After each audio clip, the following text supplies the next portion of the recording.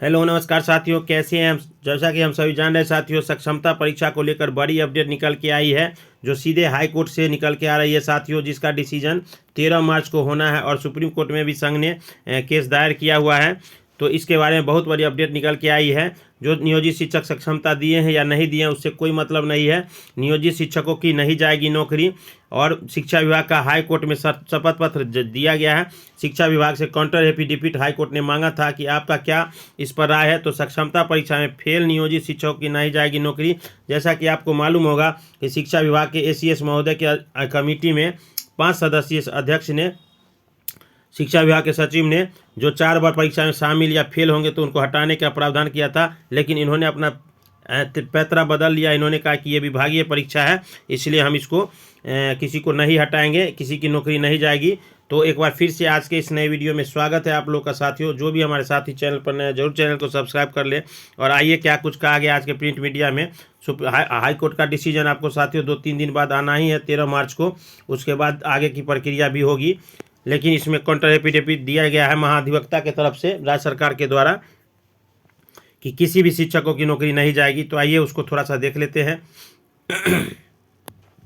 पहले ही 60 वर्षों की सेवा और पात्रता दक्षता सब दिए हुए हैं साथियों। अब रही बात राज्यकर्मी की, तो ये तो सरकार पर निर्भर करता है कि उसकी इस प्रोसेस से देगा। लेकिन हाईकोर्ट के वकील ने कहा है कि सभी संगठित रहे, आज न कल आपको राज्यकर्मी का दर्जा सरकार को देना ही पड़ेगा। तो शिक्षा विभाग का हाईकोर्ट में प्रति शपथ पत्र सक्षमता परीक्षा फेल नियोजित शिक्षकों की नहीं जाएगी नौकरी। हाईकोर्ट में क्यों दायर की गई याचिका, उसको विस्तार से हम लोग देखेंगे साथियों। आइए पहले देख लेते हैं हाई कोर्ट में क्यों की गई याचिका दायर। सक्षमता परीक्षा के फैसले के बाद नियोजित शिक्षकों में चिंता बढ़ गई। जो लोग इस परीक्षा में सफल होंगे उनका क्या होगा, नहीं होंगे क्या होगा, उनकी नौकरी चली जाएगी। इसको लेकर राज्य सरकार से सभी शिक्षक भयभीत थे। शिक्षा विभाग के अपर मुख्य सचिव की अनुशंसा अध्यक्षता वाली ने 5 बार परीक्षा में अनुपस्थित अनुत्तीर्ण को नौकरी से जा सकती है, यह चिंता का विषय बना था। इसीलिए शिक्षकों ने दायर की थी याचिका और शिक्षा मंत्री ने दिया था संकेत। पिछले महीने शिक्षा मंत्री ने कहा था कि शिक्षकों को हड़बड़ाने की जरूरत नहीं है। सरकार यह भी नहीं कहा कि बिना शर्त राज्यकर्मी का दर्जा दिया जाएगा। साक्षरता परीक्षा में फेल नियोजित शिक्षकों को सेवा मुक्त करने पर भी कोई निर्णय नहीं हुआ है साथियों। अब यहाँ देखिए 4 लाख नियोजित शिक्षक हैं। शिक्षा विभाग के आदेश पर शुरू हुआ था विरोध।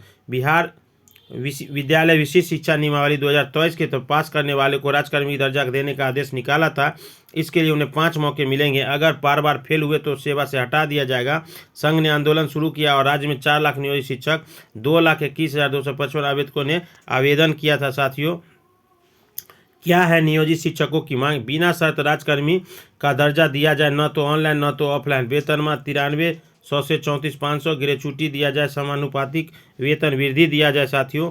क्या है तर्क। 1971 से प्राइमरी विद्यालयों का सरकारीकरण हुआ तब कोई परीक्षा नहीं ली गई। 1980 में हाई स्कूल का सरकारीकरण गया तो परीक्षा नहीं ली गई। 1982 में अंगीभूत कॉलेज का सरकारीकरण तो परीक्षा नहीं ली गई साथियों। कौन है नियोजित शिक्षक। तो नियोजित शिक्षक नगर निकाय के कर्मचारी है, वे पंचायत के अधीन आते हैं, यानी वे सरकार के कर्मचारी नहीं कहलाते, स्थानीय निकाय के कर्मचारी कहलाते हैं। हालांकि सरकार की पॉलिसी गलत थी साथियों।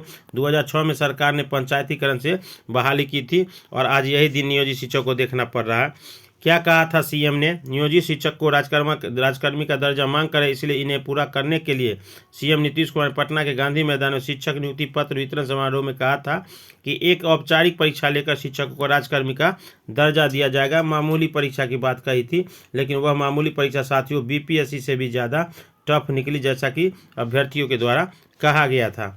अब आगे देखते हैं हाई कोर्ट में जो दायर हुआ है साथियों, उसके संबंध में यहाँ देख सकते हैं कि नियोजित शिक्षक को राज्यकर्मी का दर्जा विशिष्ट शिक्षक देने के लिए सक्षमता परीक्षा में फेल शिक्षक की नौकरी नहीं जाएगी।